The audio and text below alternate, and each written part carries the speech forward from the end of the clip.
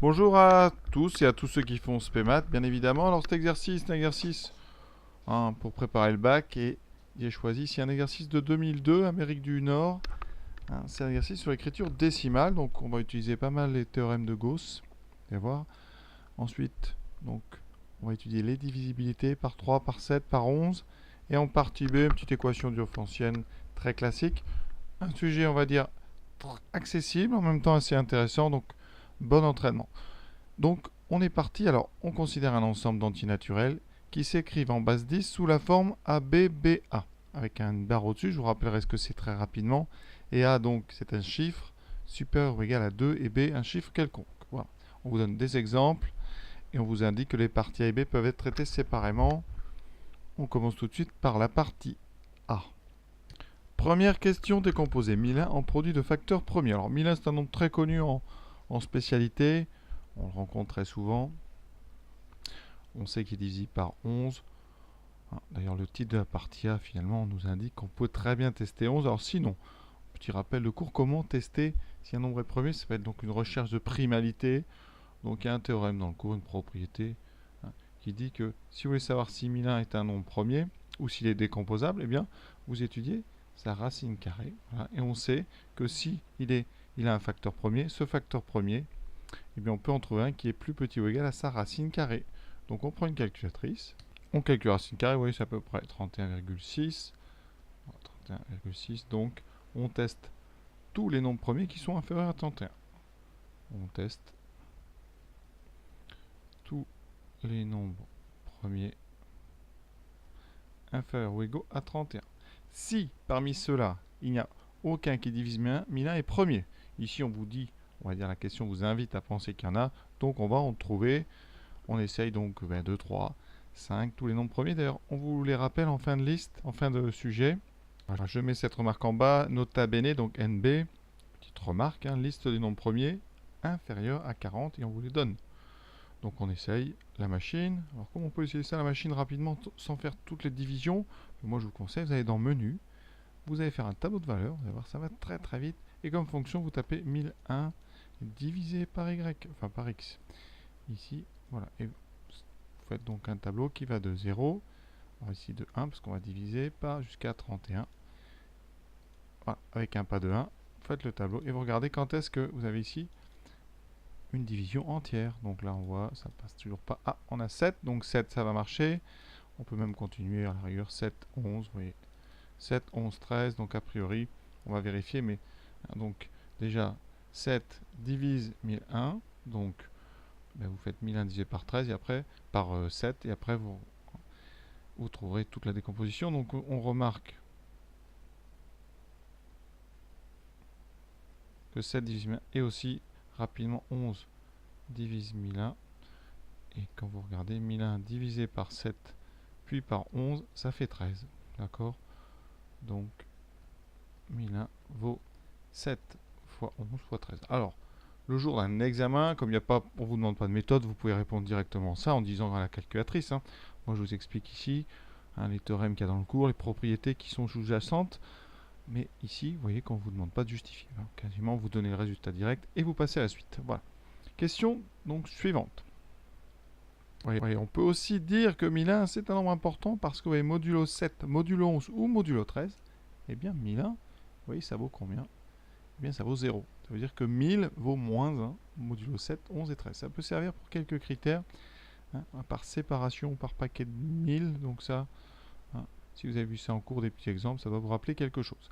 Alors, maintenant, question suivante, montrer que tout élément de E est divisible par 11. Ah ben, on va regarder qu'est-ce qu'un élément de E. Voilà, on y arrive. Alors un élément de E, c'est donc un nombre qui s'écrit sous la forme A, B, A. Voilà. Alors ça veut dire quoi? Avec un trait comme ça, c'est donc l'écriture décimale. Ça veut dire que A, B, B et A, ce sont les chiffres qui permettent d'écrire ce nombre à 4 chiffres. Ça veut dire que ce nombre, ça sera donc ici. Alors A, c'est le chiffre des donc unités, dizaines, centaines, milliers. Donc on aura 1000 fois A, plus 100 fois B, plus 10 fois B, plus 1 fois A. D'accord? Vous voyez bien, milliers, centaines, dizaines, unités. Donc DA, j'en ai combien? 1001, j'en ai 1001 A, et DB, j'en ai 110. ce qu'on pourra marquer, c'est que, eh bien, 1001, on l'a dit tout à l'heure, c'est 11 fois 7 fois 13. Et 110, bien c'est 11 fois 10.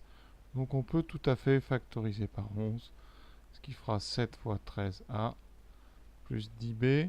Ici dans la parenthèse, on a bien les nombres entiers. Ici, ce sont des nombres. A et b sont des chiffres.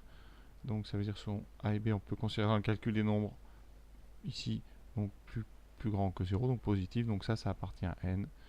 Donc on a bien un nombre qui s'écrit 11 fois quelque chose. Donc AB, BA appartient bien au multiple de 11. Donc ABBA est divisible par 11. D'accord? Voilà, on n'a pas besoin ici de dire que A ici est supérieur ou égal à 2. Déjà, tous les nombres qui s'écrivent comme ça sont des multiples de 11. Voilà. Donc ça, c'est fait. Vous voyez, pour l'instant, ça commence facile. Question suivante. Alors quel est le nombre d'éléments de E? Alors déjà, E, donc si ce sont des nombres qui s'écrivent ABBA. Alors on a juste le choix, une fois qu'on a choisi A et B, c'est fini. Donc combien de choix pour A? Choix pour A. Donc A est un entier, puisque c'est un chiffre ici. Donc ici, dans les calculs, A sera donc un entier qui est supérieur ou égal à 2. Donc A vaut soit 2, 3, 4, 5, 6, 7, 8 ou 9. Ce qui fait que vous avez, vous voyez, 8 choix. Donc 8 choix pour A. Une fois on a choisi A, on choisit B. Alors B, il peut très bien être égal à A. Ça ne pose pas de problème. C'est un chiffre, donc ça veut dire que B appartient donc à l'ensemble 0, 1, 2, voilà, tout ça jusqu'à 9. Donc on a 10 choix. D'accord? Pour chacun des 8 choix de A, vous avez 10 choix de B, donc principe multiplicatif, donc 80 choix. Voilà. Pour les éléments de E. Voilà.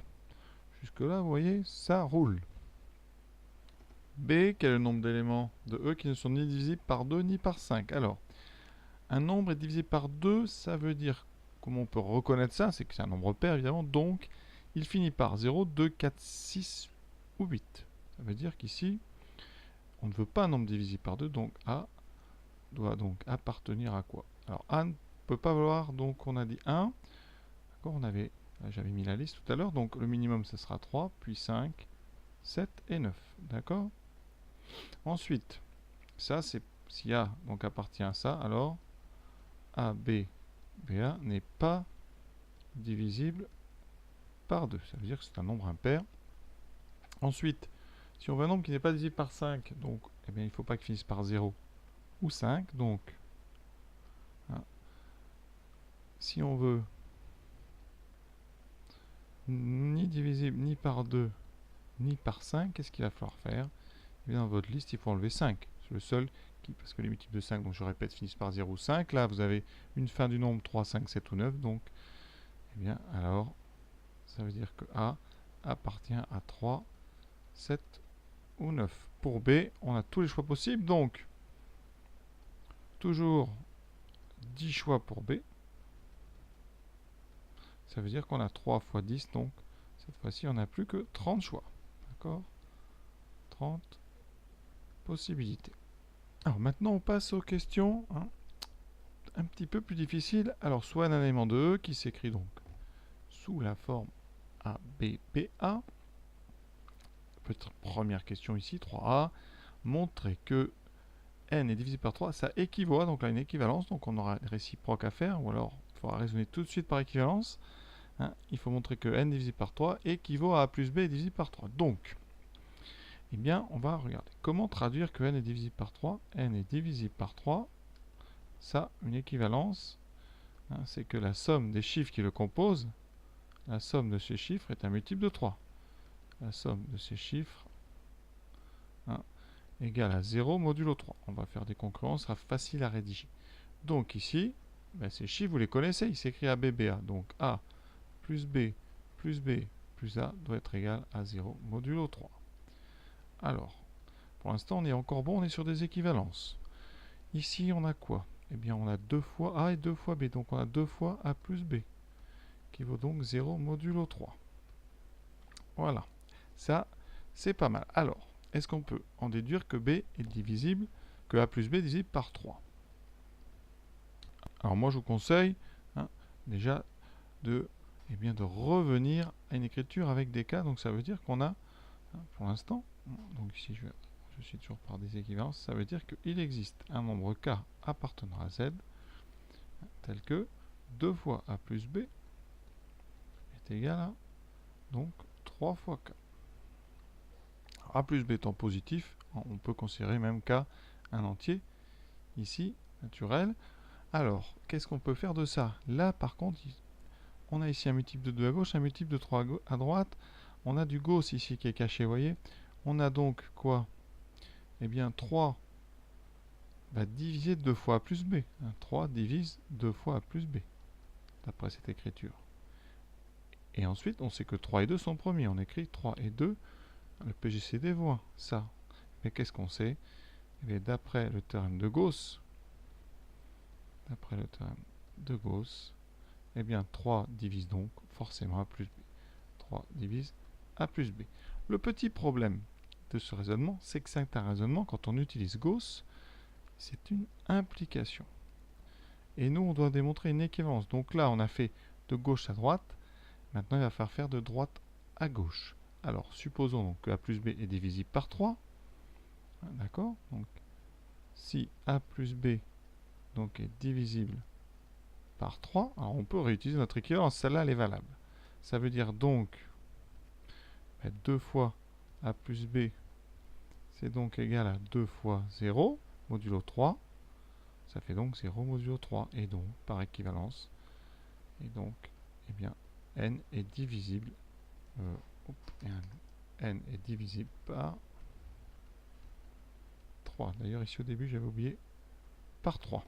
D'accord? Alors, je fais un petit résumé, parce que là, donc, dans un premier temps, on a montré que si 3 divise n, alors, avec Gauss, 3 divise A plus B. Et on vient de montrer que 3 divise A plus B implique 3 divise n. Donc, eh bien, 3 divise n est équivalent à 3 divise A plus B. C'est tout le souci du théorème de Gauss, c'est que c'est une implication, donc il faut faire très attention. On retrouvera le même problème d'ailleurs dans la partie B sur les équations de Hopf-Ancienne, parce qu'il y a aussi l'utilisation du théorème de Gauss. Il y a une autre façon de conclure. Quand on arrive ici à 2 fois plus b égale 0, peut-on ici continuer avec une équivalence qui dirait A plus b égale 0 modulo 3? Dans la plupart des cas, non. Mais on va montrer ici que comme 2 et 3 sont premiers, en tout cas 2 et 3, entre eux, ça va marcher. Donc qu'est-ce qu'on va montrer? Que si on a 2 fois x qui vaut 0 modulo 3, eh bien ça équivaut à x égale 0 modulo 3.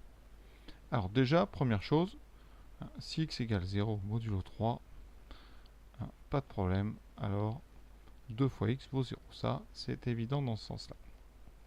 Maintenant, on va faire dans l'autre sens. Alors comment faire? Eh bien, on peut faire un petit tableau. Une table ici de congruence, donc x, 3 valeurs possibles, 0, 1 ou 2. On est modulo 3. Et on va regarder les doubles. Qu'est-ce qu'ils font les doubles? 2 fois 0, 0. 2 fois 1, 2. 2 fois 2, 4. 4 modulo 3, ça fait 1. Et vous voyez, eh bien, qu'est-ce qui se passe?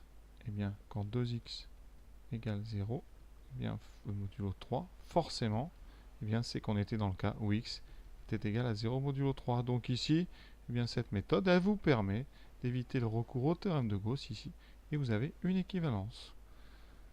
Voilà, donc on fait très attention, ça marche vraiment, c'est plutôt fin, mais il faut penser à faire un tableau. Alors attention, ça ne marche pas tout le temps. Si vous avez par exemple 2x égale 0 modulo 4, eh bien, vous pouvez très bien ne pas avoir x égale 0. Par exemple, si vous prenez grand x égale 2, ça fait 2 fois 2, 4, ça fait bien 0, et pourtant 2 n'est pas nul. Donc attention, ce genre de propriétés, il faut les démontrer. Vous ne les utilisez pas sans les démontrer.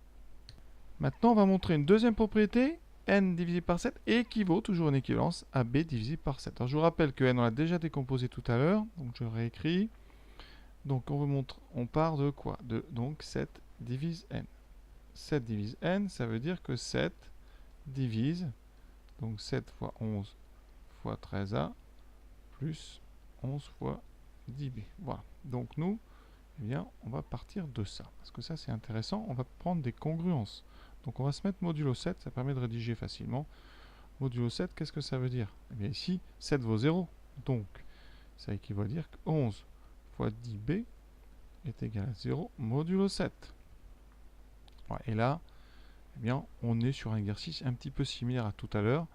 Alors, par contre, on va simplifier un petit peu. Modulo 7, 11, ça vaut quoi? Ça vaut 4. 10, ça vaut 3. D'accord? Ensuite, 3 fois 4, 12. 12 modulo 7, ça fait 5b. 5b doit donc être égal à 0 modulo 7. Et là, encore deux façons de faire. On est sur la même question, un petit peu étonnant, mais voilà.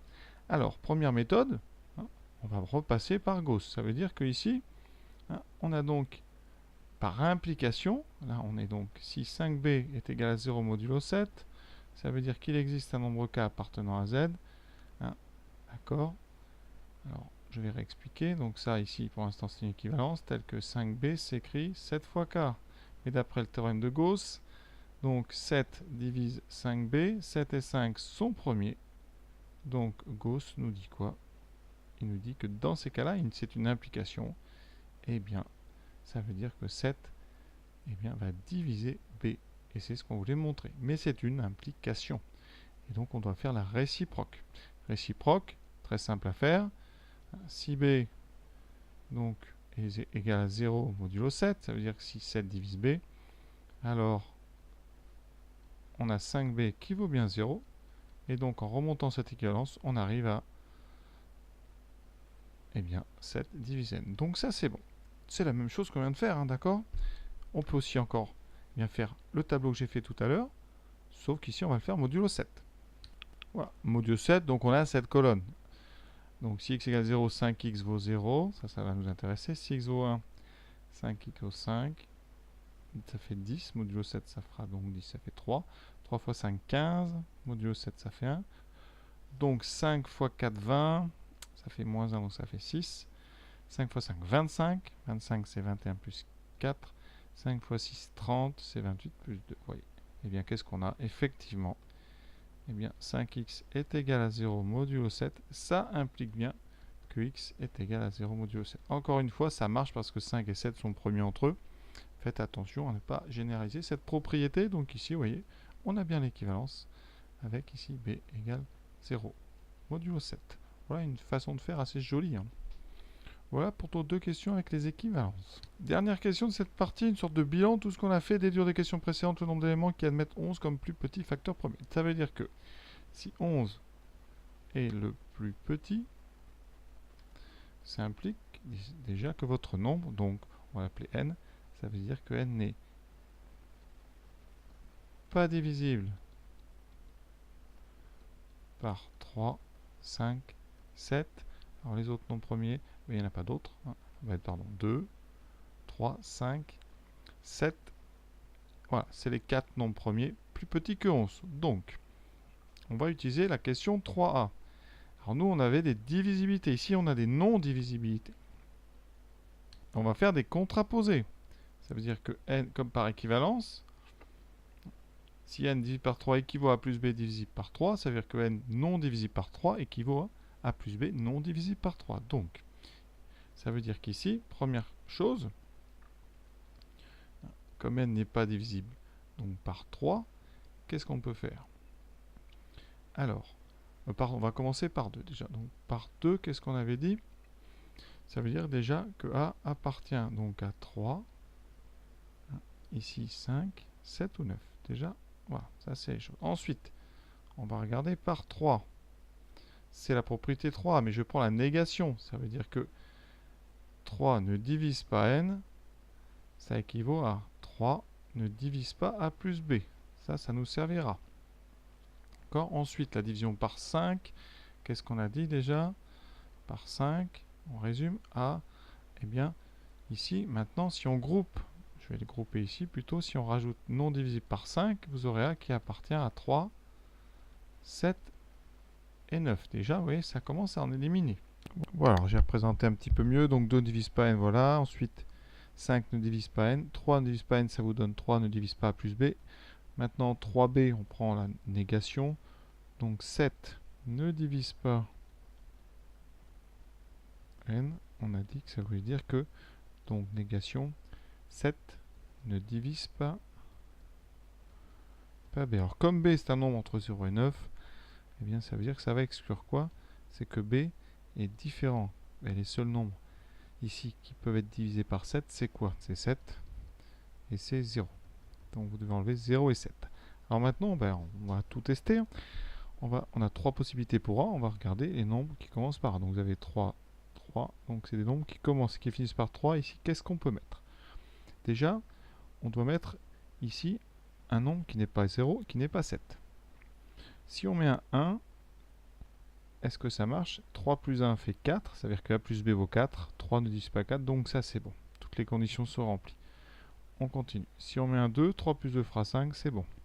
On ne peut pas mettre un 3. Alors j'ai refait une liste. Alors ici j'ai rayé, donc je répète, parce que B ne fait pas 0. B ne peut pas faire 7, donc on peut enlever celui-là. La somme des deux premiers ici ne doit pas diviser par 3, donc 3 plus 3. Ici ça annule. 3 plus 6, 9, ça s'annule. 3 et 9, ça s'annule. Il me reste 1, 2, 3, 4, 5. Donc je vais les noter. 3113, 3223, 3443, 3553 et le dernier 3883. On va faire pareil exactement avec des nombres commençant et finissant par des 7. Et on raye quoi? Alors déjà on a dit B ne fait pas 0, B ne fait pas 7. La somme ne doit pas faire un multiple de 3. Donc ici 7 et 2 on enlève, 7, 5 on enlève, 7 et 8, 15 on enlève. Il me reste 5. Donc on les note. Vous voyez, rien de difficile. Il faut juste avoir bien compris toutes les conditions à considérer. Voilà, il nous reste à faire donc des nombres commençant par 9 et finissant par 9. Voilà, on élimine ici quand B vaut 0, B vaut 7. Et pareil, 9 et 3, 12. 9 et 6, 15. 9 et 9, 18. Il me reste, eh bien, encore une fois, 5. Donc au total, vous voyez, j'en ai 15. 9, 9, 5, 9, 9, 8, 8 et 9. Voilà pour cette première partie. On a bien ici. Alors pourquoi? J'ai quand même la conclusion, parce que ça, ce sont donc 15 nombres qui ne sont donc qui n'ont pas de facteur premier plus petit strictement que 11. Mais on a déjà démontré qu'ils sont tous divisibles par 11. Donc ici, donc ils sont divisibles par 11, mais pas donc par 2, 3, 5 et 7. Vous voyez, hein, c'est très important. Hein, on a déjà démontré qu'ils étaient divisibles par 11. Hein. Voilà, maintenant on peut attaquer la partie B. Alors cette partie B, le titre, être un peu perturbant parce qu'on vous dit étude des éléments de E correspondant à une année bissextile. Alors, c'est étrange parce que finalement dans le sujet on va pas trop s'en servir, donc voilà. Alors, je ne vous en parlerai pas, sinon vous allez voir sur un dictionnaire ce que c'est qu'une année bissextile. Ici, donc on va admettre, voilà, et bien que nos éléments de l'ensemble F, ce sont des éléments de E, et on sait bien que pour tout élément de F, bien vous pouvez trouver, donc il existe P et Q appartenant à N, des entités naturelles tels que N, c'est 2000 plus 4P, et N s'écrit aussi 2002 plus 11Q. Voilà, ne cherchez pas pourquoi, c'est comme ça. Il faut vraiment, là, quand on a ce genre d'informations, les prendre au comptant et on s'en sert. Voilà, et on prend une équation, pour l'instant, ici, qui est une équation à deux inconnus linéaires, c'est-à-dire qu'il n'y a pas de puissance, hein, c'est 4 fois P, 11 fois Q égale 2, ça c'est ce qu'on appelle une équation diophantienne, avec P et Q relatifs. Donc P et Q appartenant à Z ici. Voilà. On vous demande de vérifier que le couple 6,2 est solution. Alors ça c'est très simple. Et on fait, ça veut dire qu'on va essayer P égale 6 et Q égale 2. Donc on fait 4 fois 6 moins 11 fois 2. Ça fait 24 moins 22. Ça fait 2. Donc ce couple 6,2 est bien solution. Et solution de l'équation E. Voilà, ça c'est juste pour éviter d'avoir à le trouver autrement, soit par l'algorithme d'Euclide, soit la calculatrice. Et maintenant, on vous demande de résoudre.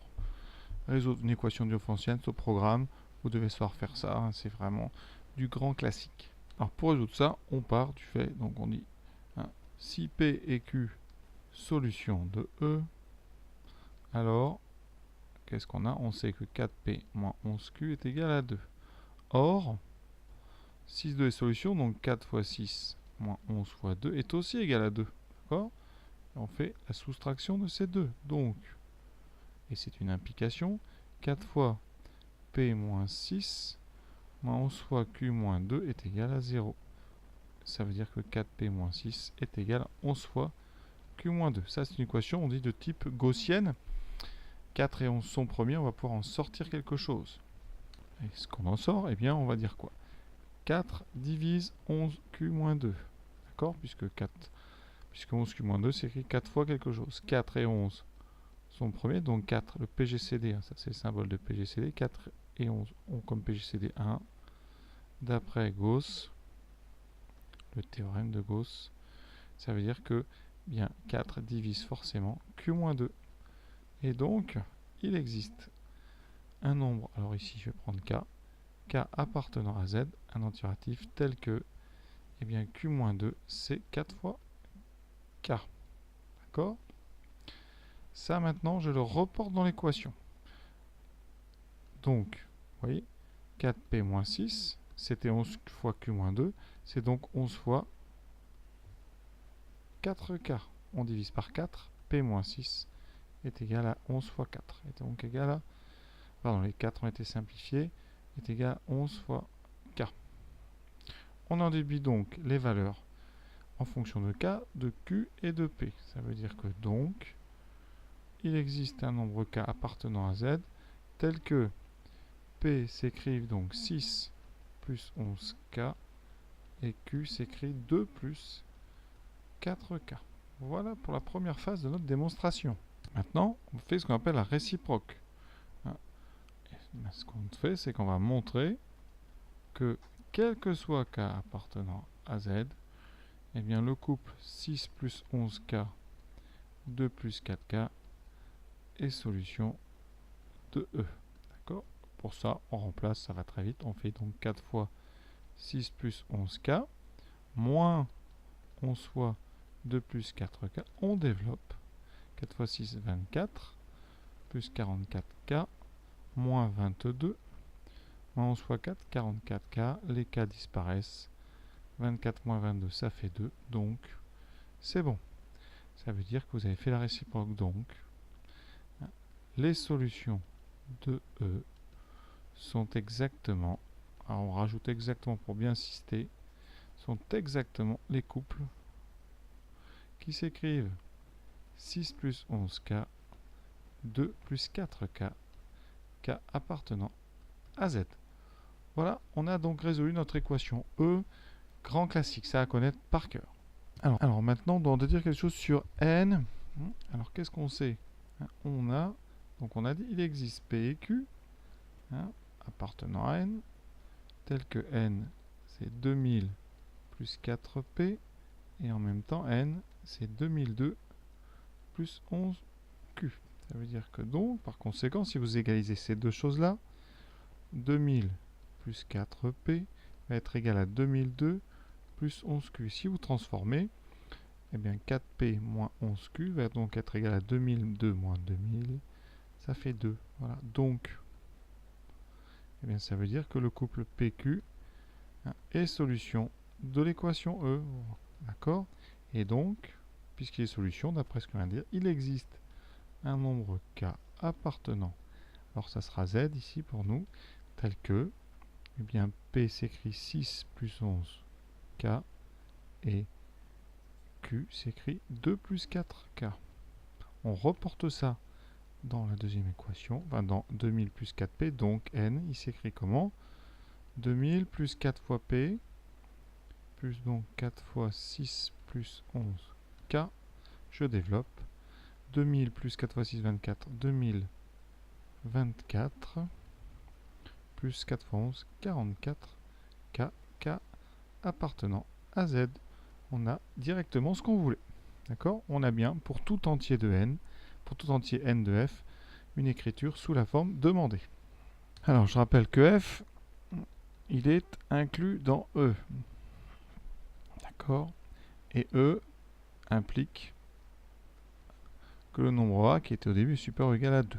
Ça veut dire que eh bien, n est supérieur forcément à 2000. D'accord, même supérieur à 2002. Alors ça veut dire ici eh bien, que 2024 plus 44K, si on veut qu'il soit supérieur à 2002, ça veut dire que 44K doit être supérieur. Ici on fait passer, on enlève 2024 des deux côtés à moins 22. K doit donc supérieur à moins 1,5. Comme c'est un entier, K est supérieur ou égal à 0. D'accord? Donc, eh bien, on peut considérer que K est un entier naturel. D'accord? Donc, on veut n égale 2024 plus 44K avec K appartenant à n. On veut les 6 plus petits éléments de f. Donc, il va falloir se rappeler, on va tester et éliminer à chaque fois en se rappelant de toutes les conditions qu'on avait au début du sujet. Non, pas du tout. Cette condition importante, c'est que le nombre doit s'écrire A, B, P, A. D'accord, il doit y avoir 2 fois le même nombre. Donc on est parti, on va faire la liste, puis on va regarder les 6 plus petits. Ça, on va faire ça à la calculatrice. On ne fait pas ça à la main, bien évidemment. Alors avec une calculatrice, on va aller donc choisir une fonction qui sera, alors c'est plus celle de tout à l'heure, ça sera 2024 plus 44 fois x, avec x qui est en fait k. Donc on part de 0 et on va finir, je ne sais pas combien il faudra, on va en mettre 100, on verra bien. Et on va de 1 en table et on regarde tous ceux qui ont bien, des chiffres au milieu identiques. Donc on est parti, on descend. Alors là vous en avez déjà un premier, alors on va tous les noter. 2112. Voilà. Ah, 2332. Bon, c'est pas très intéressant. Voilà. Après, 2552. Il m'en faut 6. Voilà. 2772.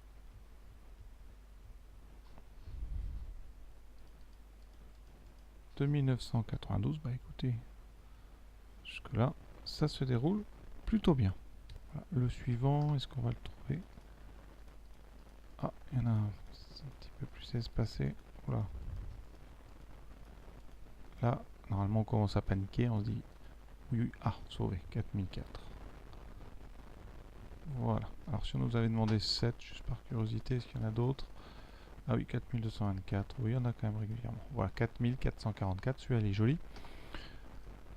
Donc voilà, on a donc trouvé nos 6, vous dites à la machine, à la calculatrice. Voilà, on va pas essayer tout à la main, bien évidemment. Et voilà, ce sujet est terminé, j'espère que ça vous a permis de vous entraîner, de réviser un petit peu. J'espère que voilà, tous mes élèves l'auront refait avec attention et je vous souhaite à tous une bonne fin de journée.